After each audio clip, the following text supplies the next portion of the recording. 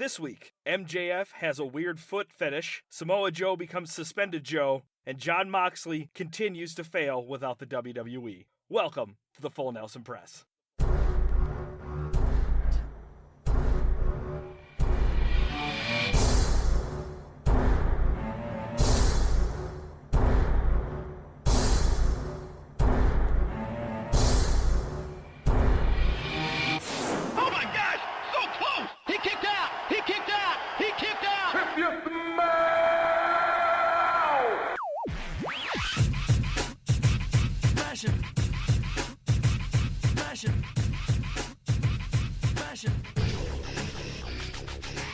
Hello, everyone, and welcome to the Full Nelson Press. My name is Brandon Kirkpatrick. I'm here with my co-host, Peter O'Brien. You can find him on Twitter at MVP360. You can find myself on Twitter at JohnnyJonny_Tango. And you can find the Full Nelson Press on Twitter at TFNP. Pete, how you been, buddy? Dude, good. Can I tell you something? Let's start off this show like this. Okay. You know how cool it is when someone, talks to you and they're like, hey, man, listen to the show, and it sounds great. And we're, actually, making sense in wrestling that people want to listen to us. I think that's a cool feeling. You know? So, P. Vegas Chunks, hops in our Call of Duty game. He's like, dude, I listen to the show. It's really good. I'm like, yes! Yeah, all right. Hey, thank you. And thank you to everybody. Yeah, if you're listening to this, thanks.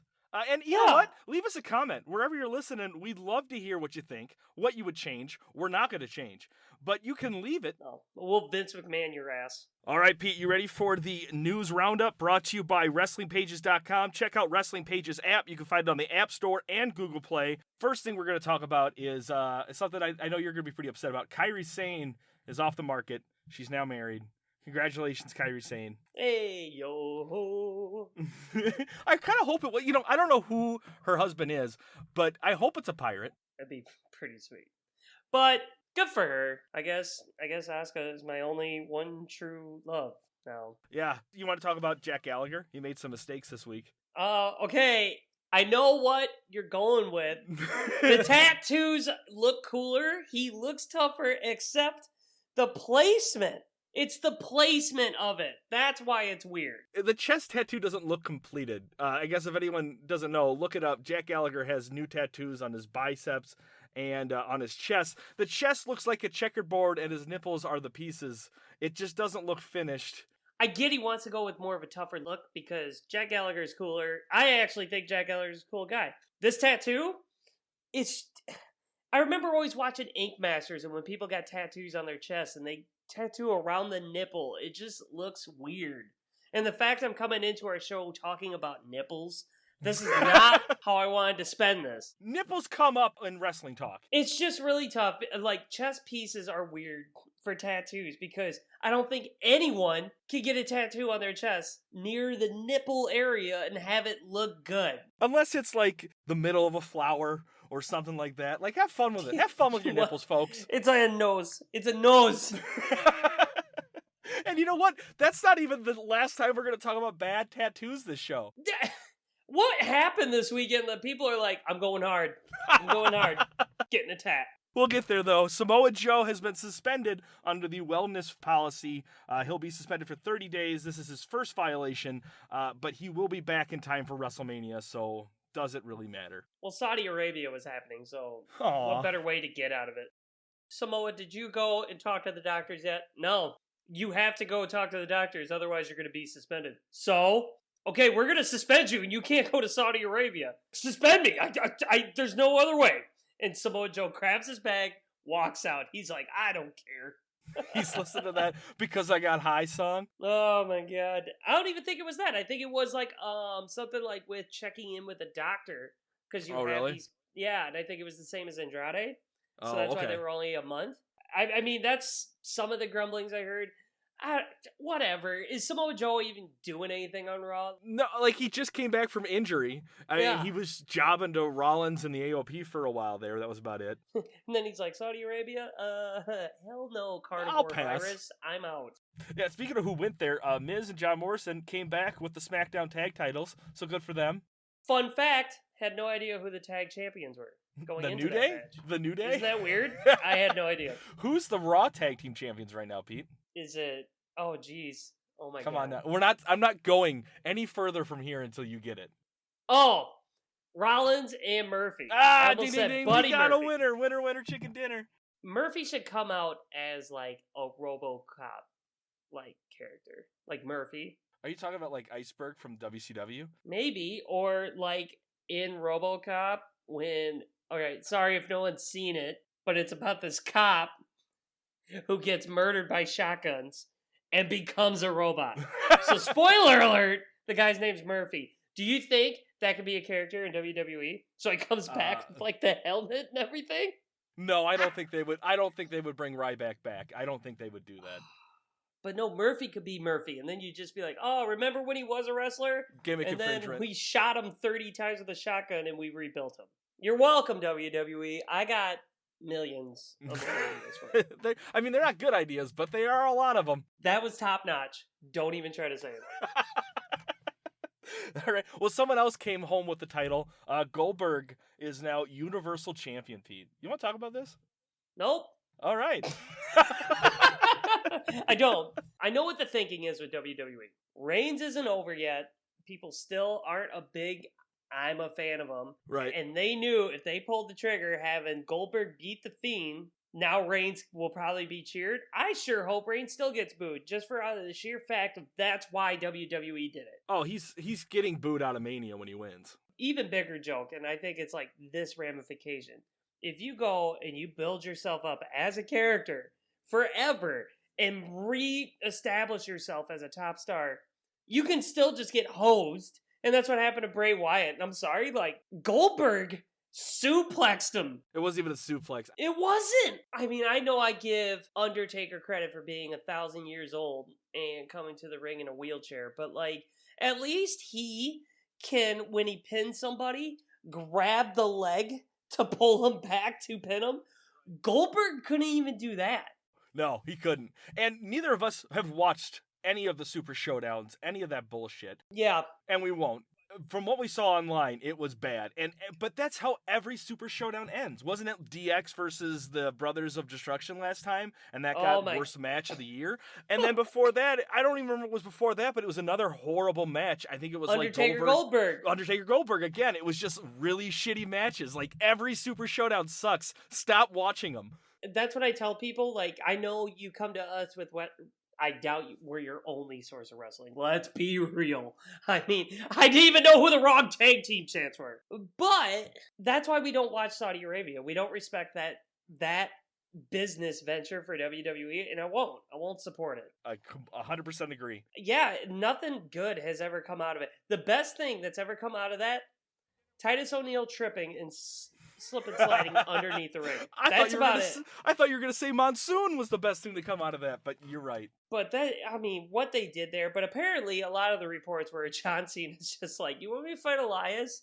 No one's going to care. No. I'd rather fight Bray Wyatt. And then they were like, okay, Bray, you're losing the title. And this is what ticked me off even more. You're going to come out and you're going to point at the sign. Why in the world would the Fiend point at the WrestleMania sign? Exactly. Point at Cena. You know, like, don't point at the fucking sign. Or, like, end Cena. Hear me out. What would have been better is if he pointed at the sign and the sign fucking fell. Yeah. And then everyone's like, oh, God. Which, by the way, doesn't that sign look computer animated? It does. Like, it does. It looks CG. Fake. It doesn't look good. You could have had, like, Bray Wyatt, not the Fiend, be like, well, looks like the Fiend had a rough time overseas. Right. So, John, he'd like to talk to you because he wants to see you at Mania. What do you think? And then, like, they could have done, like, what they do in Mortal Kombat and dropped down, like, instead of, like, friendship, you could have done Mania with a bunch of question marks. Nothing against The Fiend, but, like, we've seen The Fiend versus John Cena before. It's this dark Bray Wyatt. There's nothing different there other than the mask. But I completely agree. I think the Firefly, the friendly Bray Wyatt and John Cena, that's money. That's what I want to see on the mic back and forth with each other. I think that would steal the show. And then, like, you could, halfway through the match, you know, John could be, like, dominating. And then all of a sudden the lights shut off. Bray hides in the ring, dresses up as the Fiend, and John's like, the lights pop on and he's looking around for him. And then all of a sudden Bray pops up from somewhere and takes him out. Or the Fiend does. I would totally dig that. Well, now that we've bashed on the WWE for a little bit, let's get into AEW Revolution. Right? Their 5th pay-per-view. This is our first time reviewing an AEW event. I'm excited. This was a really fun event. Well, isn't it like their first like official pay-per-view, like AEW's official pay-per-view? This was like their big first event. I think this was their first post Dynamite event. Yeah, like that's what I meant. Like All In wasn't AEW yet. That was still just a, whatever. Yeah, it was just kind of just introducing people to the roster and things like that. So this was the first one where it was actually carrying not only just one storyline in the main event, but multiple storylines throughout it. I hate to be so critical because the first match is Jack Hager versus Dustin Rhodes, which is just, oh man, you gotta understand, you gotta put something that really gets the crowd going, and I don't think this was the match to kind of get everyone going. The biggest problem to the whole night was the first match they let off with. I think like that was the one that you were like, our first event, we're gonna do it, and it's gonna be not Goldust and not Jack Swagger. And everyone's like, oh.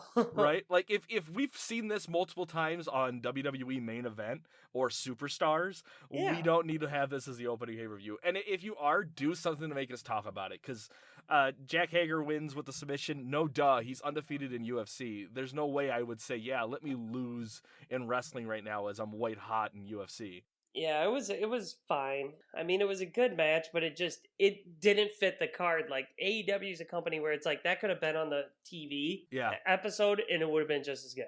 It could have been on the pre-show if there even was one. I don't even know if there was. Next match is Darby Allin versus Sammy, is it Guevara? Sammy Guevara. Yeah, I think this should have been the opener. It should have been. These two are great. They're a lot of fun to watch. Every time I watch them, I don't know if it's my age setting in where I'm like, oh no, don't do that. You're going to get hurt. Don't do that. But like, Darby Allin's so fun to watch. I am a big Sammy Guevara fan. My only problem is, dude needs to start winning. He's got to get some wins. Yeah, he does. Like, he's in the inner circle, and he has, I think maybe 1 win, 2 wins. Like, the dude needs to win some more. Inner Circle didn't even do that well in the whole event. I mean, with Jack Hager being the only one walking out with a W tonight, so not good for the Inner Circle. But but the whole time the Inner Circle dominated. So, like, the fact that that's the stat actually is kind of neat. Like, they did it right. It reminded you of old school wrestling of, like, all these guys keep screwing us over. Right. It's like definitely a different contrast to how the Undisputed Era is in the NXT. Mm-hmm. There's never a night that all of them failed or they all still don't. Like, there's nights where they're celebrating and 2 of them lost a fucking belt. Yeah. But I love Sammy Guevara and Darby Allin too. And also, dude, they're super young. Oh, yeah. They're going to be around for a while. And they put on a show. This is the exciting thing about AEW is you're going to see these performers become stars. Next is the AEW World Tag Team Championship match. Kenny Omega and Adam Page defeated the Young Bucks. I kind of think this was my match of the night. I loved this match, and I love the rivalry going on here. I love the subtle play that they do of the drinking with Hangman Page, because they don't, if they did that in like the WWE, they'd overdo it. It'd be too much. They ended up having to retract on things. I just love the subtleness of his like jealousy with Kenny Omega. I'm really enjoying this. The other big part that's super great about AEW, that WWE, I wish they would go back to this, is all the storytelling that happens in a ring. Mm-hmm. There is so much going on that makes you watch these matches closely, where WWE, you could fast forward through half the match and just get the end and get the same result, where you have Hangman Page not looking at Kenny when they're being introduced at the beginning. Right. You have the Young Bucks, who are kind of faces, wondering, what do we do? Let's put them through a table. And they're like, no, don't do that. Like, come on. Like, Kenny is our buddy. Let's not cheat. But then, like, they went too far on the outside. So then Hangman Page runs over, and one of the Jackson Bros, I'm still trying to figure him out, he just freaking powerbombs him through one of the tables. Yep. Like, so Kenny didn't do that, so it saves him and his friendship with his buddies. There's just so much. Oh, I'm going to go heel right now, though, and I might get some guff. There's too many kickouts. Oh, there's too many kickouts. I completely agree. Love watching the Young Bucks. Love watching Kenny. Love watching Hangman. There is so many kickouts. Like, And that's the thing I could get afraid of with AEW, is that these moves will get watered down. Right now, it's great. Everything about this is great. You're like, oh, he lost his head. There was that bit where Hangman and Omega do like a double team move to one of the Young Bucks, and I was like, that's it. And then he kicks out at 2, and I wasn't even like surprised. I was just like, yeah, like why even pin him there? I hate the fight forever chance. I'm not here to watch a 4-hour event and have 3 hours be that. That's my big. Hey, I'm being fair, and I don't think that's a mean criticism. I just think that's one part about AEW, which I mean, oh my god, I just loved it. I loved like the whole underlining tone, but just stop pinning so much. Absolutely, because it's gonna get watered down. WWE is more into do a promo, have a match, have something happen at the finish, and then just, if they want some kind of payoff with this storyline, they're going to have to watch the pay-per-view. Where I think AEW does it amazing. I think you were right. They tell a story from the opening package to the entrance to the match. AEW just doesn't know when to stop the story. Yeah, I think they're like, well, this makes sense because now the Young Bucks are going to come in Wednesday and probably be like, yo, Hangman, what the hell? Like, we didn't do that to you. Right. And then, like, you could start turning the Young Bucks into heels. But it goes back to, which we're going to see more in this event, is, like, they had this tag team battle royale. And there was so many stories going on in that tag team battle royale Wednesday night that I'm like, this is great. That's great. Everything lines up. I love all this. Like, this is awesome. Where WWE, I'm like, why are New Day and Miz and Morrison mad at each other? Right. They're not even mad at each other. They don't even care. They're being forced to be mad at each other. But yeah, that's my one criticism on that match. I know everyone loves it, and I do love it myself. It was good, but tone down the kickouts. Like, seriously. I think you could have totally, like, slivered off at least 7 minutes off of that match. Next, we have AEW Women's Championship match. Nyla Rose defeats Chris Statlander. Statlander apparently is an alien. I am not up to snuff on the lore of AEW, but I'm sorry, and this is where our listeners might be like, why am I listening to these guys? He doesn't even care. I don't watch the women yet because they're so green and so new. The matches are, to me, like, when I watch on TV, it doesn't pull me in to be like, I need to watch this now. Absolutely. I completely agree. Nyla Rose, there's a lot of heat with her with a lot of wrestling fans because, I don't know if you know, she used to be a guy. Now she's pro. That doesn't bother me at all. I don't care. I thought from day one she should have been the champion because she's got, like, the look to maybe bring over those fans to be like, that woman's dominant. Not only is she dominant, she is the top of the hill in that division. Like, and that's what I think what sucks is they need the roster to show that being on top of this hill means something. Yeah, for sure. And I think that's the big problem right now is the women, like, they're just kind of there. She won, great. I don't really care. Right? Show me a few that I'm going to actually care about. And Brandy Rose is not it. And this is where I look at those women who are in WWE that are just wallowing, doing nothing. And I'm like, imagine them there. Like, imagine them there. Because WWE has all the women talent, but not enough matches for them. How do you think Sasha Banks would have done right now if she would have actually jumped ship? I think we would have been getting some kind of, like, faction, like, team up between Brandy Rose versus Sasha Banks. I think we would have been getting that right about now. I think it would be huge, and I think it would be awesome. But to each their own. But yeah, the match happened. Next, MJF defeats Cody Rhodes. Cody, we got some issues here. The entrance was butt rock. He just hugged and kissed 8 fucking people on his way down. It was like a press conference. And the whole time I'm just distracted by this giant leaf of a tattoo on his neck. Man, you are obsessed with tattoos. So this one, his one on his neck I don't think it looks great, but if he likes it, whatever.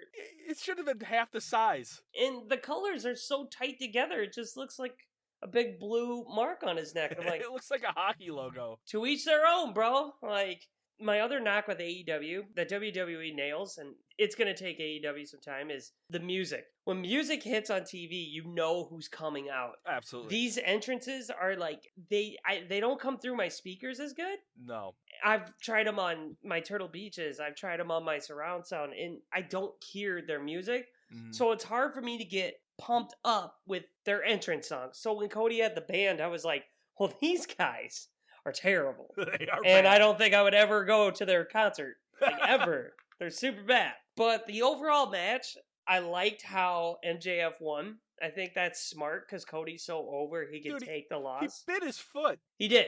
And then he pulls out the ring, which I love. The ring finish was good. Yeah, and kind of goes to the old, like, oh my God, William Regal's brass knucks. That's what it kind of made me think of. Cheap win. I dug it. I thought the match was good. MJF is a superstar. Like, he is hilarious. The one thing with the WWE that they have is they have the budget for the pageantry that AEW desperately needs to show off the talent. Yeah, I mean, I think they have, like, a good base. The big thing I would just like is music. Like, not MJF. The Cowboy, Hangman Page. Yeah. When he comes out, you see the horses and you're like, sweet. But then when his music hits, you barely hear it. And I'm like, oh, lame. Did you see that fans were complaining because the image they have on the Titantron is of a female horse? So they went in there and added a dick to it. So Classic. Next match is Pac defeats Orange Cassidy by submission. Dude, this was my match of the night. If you're not an Orange Cassidy fan after this match, I don't know what to tell you. Seeing Pac's face when he's just like, dude can wrestle? When he does that like armbar to him and shit? That was fun. That was just a lot of fun in this match. That kind of shows you where Pac's at. Because Pac did not want to lose his title to Enzo Amore. Right. Thought he was a joke. But yet a guy who's never wrestled on TV has just put his hands in his pockets, does his little kicks, and jumps out of ring. That's all he's done. Pac was willing to put on a match with him and put him over. And it made Pac look good. It made him look like the bastard he is. I thoroughly enjoyed everything about that. And I want to see what they do more with Orange Cassidy, because I know they're not going to kill this. I think watching Orange Cassidy, the best friends are hilarious. The fact that the Lucha Bros came out and jumped him, that's good, because that'll be a good little rivalry, the Lucha Bros and best friends. But Orange Cassidy, dude, is just over. And so's Pac. And the match was just great. I was expecting something, not like a ton, but the fact he's running around the ring with his hands in his pockets doing some of those moves, you're like, okay, dude, props. Absolutely. I am over the moon with both of these competitors. This was such an enjoyable match to watch. Yeah. Now we got to the main event. Jon Moxley becomes AEW World Heavyweight Champion. He becomes the youngest AEW World Heavyweight Champion. Also the second World Heavyweight Champion. So that's cool. Good for him. Loved it. Great match. Let's talk about the beginning of this match. How they portray Jon Moxley as just showing up to the arena, just right outside. He's like, oh, yeah, this is my place. Come on. Mox is great. Like, I'm really glad. And you could see at the end when he got the belt, like, you could see how much more relieved he is to be at AEW than WWE. Like, you see his true character, and we dig it. Moxley, I'm pumped. Jericho, you are the man. You put that belt over. You defended against so many people. Put them over. Right. I mean, geez, he put on a match with Jungle Boy. You would have never thought that'd been good because it's Jungle Boy, and it was great. AEW's ahead of like the storytelling, their in-ring performance, but then you can go some of their negatives, like kicks out too much, too big of moves. WWE's presentation, entrances and pageantry is really great. And the talent in WWE is great, but the writers knock it down another peg. And you're like, dang it! All you could do right now is just continue to be a fan, continue to watch it, continue to help AEW. Because I think where they're at right now, it's the perfect seeds to plant to get to where they want to be and be able to compete one-on-one, not just with NXT, but with the entire brand of WWE. Remember, when they first started, they had 1.5 million viewers the first week. Then it's kind of tapered off, but it's kind of stayed the same at like the 850K to 900K people watching it. Right. So as long as they're still keeping it there, like, good for you, AEW. Like, you came into a dogfight and you're holding your own. Exactly. One thing I do want to nitpick about this match was the whole reveal that Jon Moxley's eye was fine. Like, great, he has okay depth perception now. Like, I didn't get the big reveal to the eye patch. That was kind of honky to me. So you know why he was wearing it, right? Yeah, because Chris Jericho broke his eye or something like that, right? He hit him with a key or something, and then he did it to Santana. I think he did the same thing to Santana, but he just was like making it as like a ruse of like, because that's what Jericho was targeting, like his eye, he can't see, and then he just flips it up and Jericho freaks out. So that's what you missed.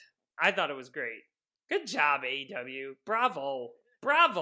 So what do you want to grade the event? I'll give it an A-.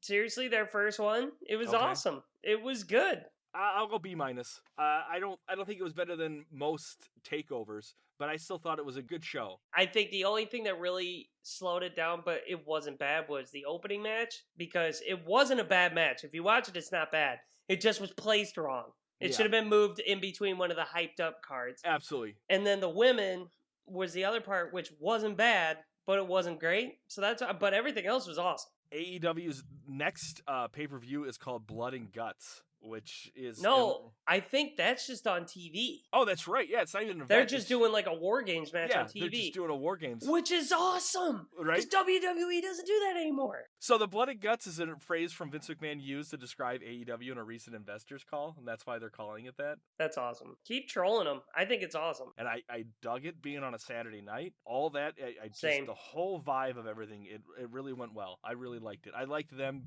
I hope they stick to Saturday nights with their pay-per-views. I do too, because like I can watch it Sunday morning, you know, because I'm usually up early on Sunday mornings anyways. Like I'm just up, so I can watch them then if I don't make it Saturday night. Exactly. For WWE, it's like, you know, I can't watch it till later, or then the next night me and Jody are spending time together.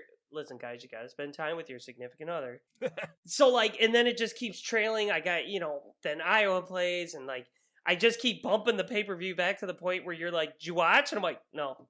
Dang it. So, like, I love Saturday night pay-per-views. They make sense. Oh, who's going to be your dud of the week? Well, the one thing that I thought was a dud is I didn't feel the... No. There's Go! nothing... Bring it to the floor.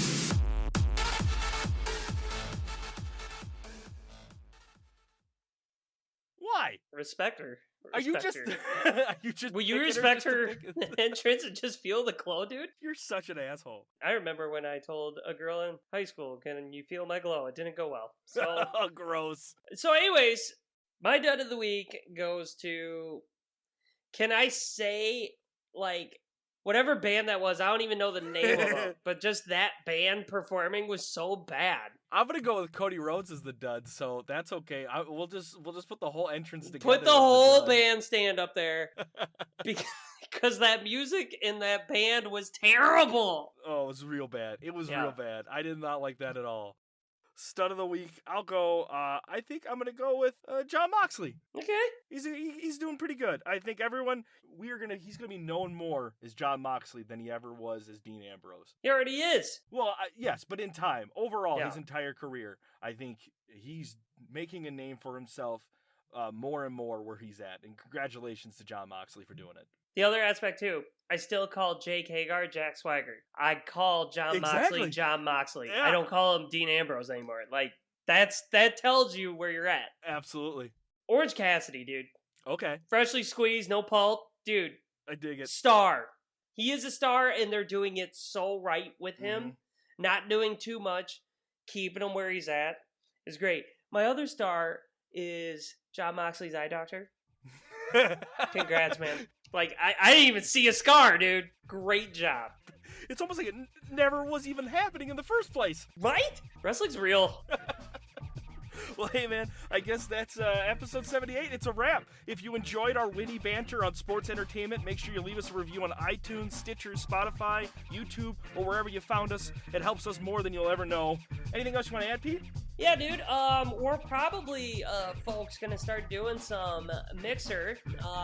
We're gonna find some games. Me and Brandon. We're gonna do some streaming there under mine, Pistol Pete 84 on Mixer. We'll get that out there too. But I think we're doing a lot of big things. And also, hey, thanks for everybody. Keep listening. Yeah, thanks for everybody. Yeah. Well, hey, go watch some wrestling. Yeah, bet.